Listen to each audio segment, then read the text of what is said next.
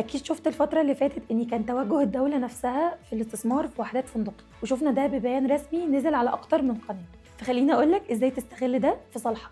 أول حالة من الاستثمار الفندقي هي إنك تستثمر مع الفندق نفسه، والوحدة بتكون تحت إدارة وتشغيل الbrand اللي بيدير لك الفندق زي Holiday Inn أو Intercontinental. تاني حالة إنك تشتري مع مطوّر فاتح جزء وحدات فندقية وبيتم إدارتها من المطوّر نفسه. تالت حالة إنك تشتري وحدة عادي وتحوّلها أنت لفندقية، تبدأ تعرضها على Airbnb وتبدأ تدخّل لك عائد. بس الأهم من إنك تشتريها وتحطها على Airbnb إنك تعرف إزاي تختارها عشان تجيب لك عائد كويس.